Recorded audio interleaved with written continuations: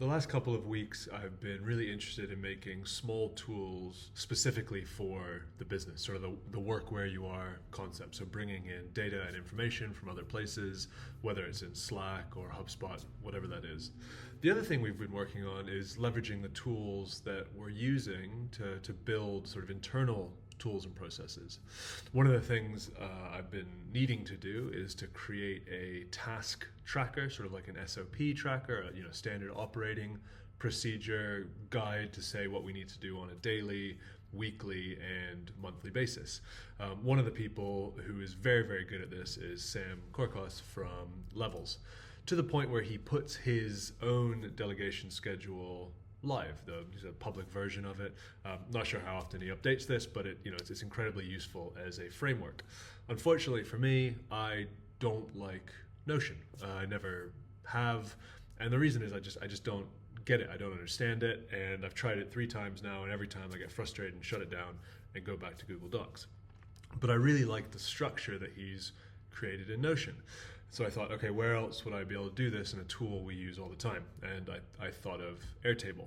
So with that, in using Airtable's AI tool, which is creating a base using a nice prompt and a little bit of information, I thought, okay, maybe I can recreate this easily in Airtable, and I'll still use Loom and Google Docs to put the information in. But a couple of things where he's got the information here with a cadence, and when you click on it, it comes through here and it has an of how to do the thing, some access, and then an output coming back. So I thought, okay, let's give Airtable a try and see how this prompting works. So the first thing I did is I actually copied some of this information into a spreadsheet, just so it has some structured data, and I found that Airtable works really well when you give it some information to start with and then add a prompt on top. So if we go back into Airtable, it's an untitled app. We're going to start with a spreadsheet. So we're going to just find that spreadsheet that we need here, sample EA data. I think I'm in the wrong one. Import spreadsheet, CSV or Excel, browse, sample EA data, upload that. So that'll be the base. So it has the information here. And then if we sort of take this and put it into 2 screens, the other things that I'm interested in is this sidebar, and Airtable uses interfaces. Pause that. Airtable uses what's called interfaces to take information and create a nice layer over the top that looks like this. So if we take this and we go, okay, I want to create a database for SOPs and operations that mirrors data shown in the attached CSV. So that's sort of the first prompt. I then want to add a little bit more detail. I want an interface over the top that has the following information. So then we're going to go owner, description, status, cadence, partner. I'll just do that because that's the language that he's used. Let me just status, cadence, partner, EA. Let's do notes. Then under that,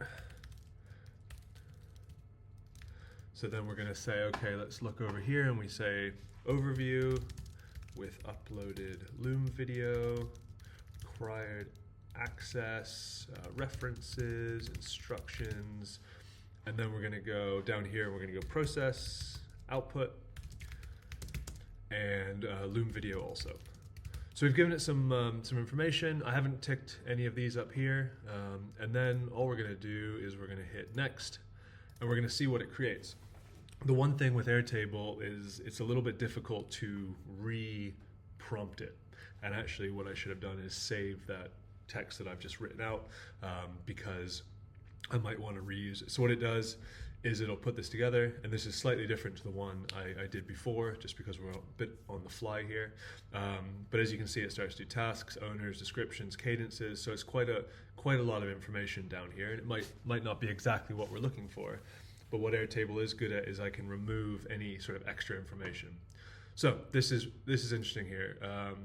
So I actually don't need all of this information. And actually in Airtable, if I was to create all of these interfaces, it actually shows them all in the back end, which is a little bit confusing. But what I really just want is probably tasks. for now. If you hit preview, it'll get rid of the information on the sidebar and just keep tasks. I'm not sure yet whether the pop-out is going to work, but if we scroll over, let's have a look. So we're going to say create this app, and maybe because I've deleted these suggested parts, it's not going to work. But if we have a look here, let's see what will pop up.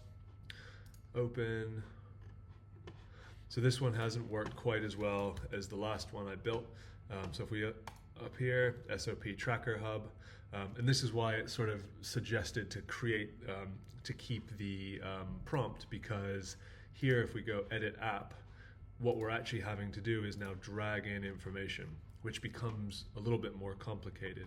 But if you were to keep the prompt and then go back and start it again, you might have better luck. I'm going to say no for that one because I didn't like it. But this is one I did before. And actually, as you can see, it just has the tasks. And as you scroll over, you can see its overview video. It has a file. I'd probably switch that to a URL because it's Loom. But if we look at interfaces, what it's done is created this interface. And I'm just going to hit publish on this, because what it allows us to do is see what the front end looks like. And if I click here, yeah, perfect. So it actually has the exact layout that I was looking for. Has the owner. I might change that to a tick box, or I might not even need owner. I might change this to a drop down, use this information, but you know, pretty good. And that was in 6, almost 7 minutes. We put in a little prompt. You know, there's a couple things we need to change here to add a couple more tags, but those are just small tweaks. And this means I don't now have to use Notion.